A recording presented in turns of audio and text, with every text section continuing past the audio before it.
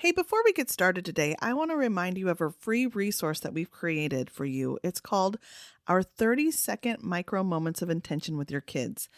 This is a list of quick and easy things you can do to have meaningful connection with your kids in about 30 seconds or less. You can get that by going to our website at parentsmakingtime.com/free resource.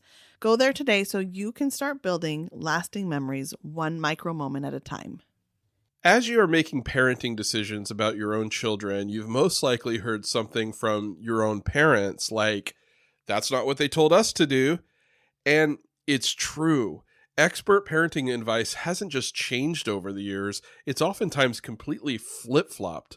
And who knows, it may even flip back one day. This can leave any parent confused and filled with stress, anxiety, and fear over what is the best thing for their children. Today, we're talking about how to navigate through that and how to learn to trust your own instinct as a parent. This is Parents Making Time, the show that helps busy parents put family first without burning out. We're Anthony and Jennifer Craker. We don't just give parenting tips, we help you become the parent you want to be. So I recently saw a headline that said that doctors now recommend giving peanut butter to children under the age of 2. This caught my attention because when we had our kids in the early 2000s, we were told absolutely never give your child under 2 peanut butter. So I can remember being nervous the first time that I introduced peanut butter to our kids and I watched them for reactions over the next 24 hours. But now they say the complete opposite. They say that early introduction is the key and that withholding it actually increased allergic reactions.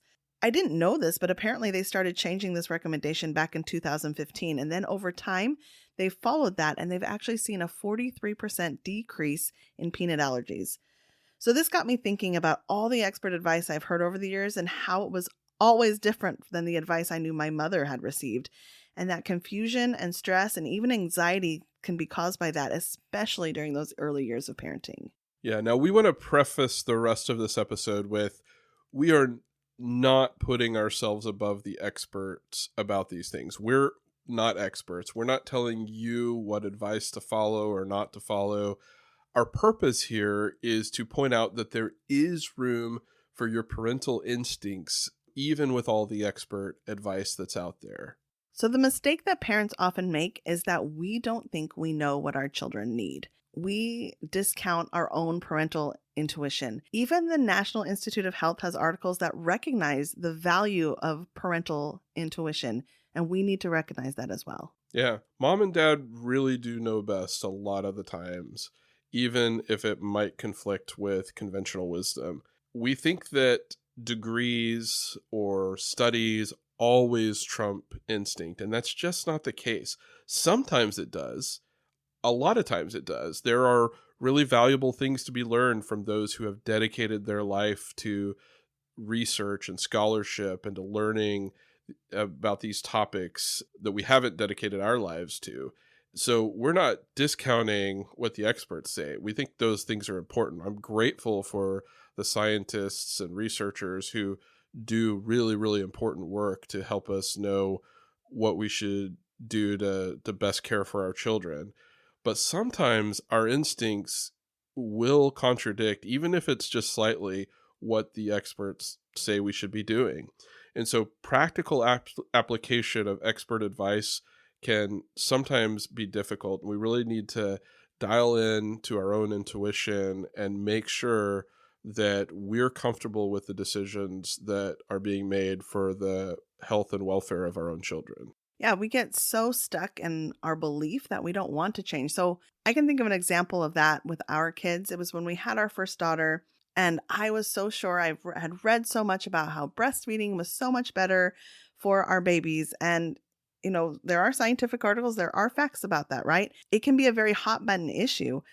But breastfeeding didn't go well for me. I wasn't good at it. I remember feeling like a failure. I felt like it was something that should have been easy, and it just wasn't. And it became stressful, and I just kept trying and worrying, and I just was making myself unwell. And my mom's best friend was a lactation consultant, and it wasn't until she sat me down and said this to me that I finally got it. She said, Jennifer, it's okay to stop and give her formula because that's not going to make you a bad mom.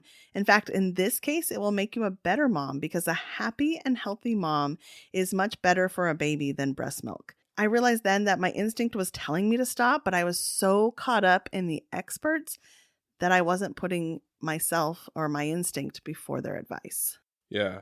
And as you said, you were making yourself unwell during that time. And there are real consequences to doing this, getting so caught up in doing the exact right thing based on what the data and science and experts say, that we can cause ourselves really unnecessary stress and anxiety. It can result in decreased confidence as a parent. It can result in fear, constantly being afraid that something's going to happen to our child, which feeds into anxiety and worry and stress. And it's just this vicious cycle. And it can ultimately affect your day-to-day functioning as a parent, not just your own happiness, but your ability to actually function as a parent. Yeah, so what we're wanting to put out there today is to allow yourself to give yourself that room to make choices for your child. Our children don't come with a handbook. Our medical providers should be part of our team, but they're not necessarily the rule of law. They don't get to tell you everything that you're going to do. So we use them as our team, right? Our village. Yeah. One thing I absolutely love about our pediatrician, and I'm so grateful that we were able to find our doctor many years ago for our kids, because he's just phenomenal. One thing I love about this doctor that we've had for years is that when he shares his thoughts, it's a conversation with us. It's not directions or directives. In fact, even when the kids get older, he starts including them in the conversation, and he always tells them, this is between you and your parents what you do, but here are my thoughts and here's what I think would be best. Yeah, he really does enable us to use our parental instinct and intuition, but gives us the knowledge to help us make those choices. Yeah, he empowers us to do it. Exactly. I feel like we learn for ourselves over these various experiences and more than we've just shared when our kids were small, that we had to find a balance between expert advice and parental instinct. And another example that I think of how we learned this had to do with sleeping. When we had children, we started having children in the early 2000s. And I can remember my mom telling me that, she always put her babies to sleep on their stomachs. And somewhere in the 1990s that changed. And, we now were being told only back, never stomach. But we learned and we recognized like our babies were sleeping so much better the times that they were actually on their tummies. And actually, things have changed even since then. When we were doing it, they were like, oh yeah, put a wedge behind their back or have them sleep on an incline. I was reading in preparation for this episode. That's a no-no now. Like you can't do those things anymore. Those are dangerous. Even remember shopping for the bumper pad? Yeah. Bumper pads are a big no-no. Oh, really? I didn't know that. No bumper pads anymore. We realized that our babies were sleeping better, and your baby sleeping is really important. We didn't go we were still cautious. We thought about it. We weighed the experts' advice, but we found ways. There were times I can remember having our infants sleeping on the couch next to us for a nap when they were really small, maybe on like the nursing pillow, but I'm right next to them and they were just sleeping so soundly because they were up on their tummies. And then as they got older, they can roll. And I had friends that would tell me they would get up in the middle of the night when their babies would roll and they would roll them back. And that just led to exhaustion for our friends. But we found ways to use the advice in a practical way that worked for us.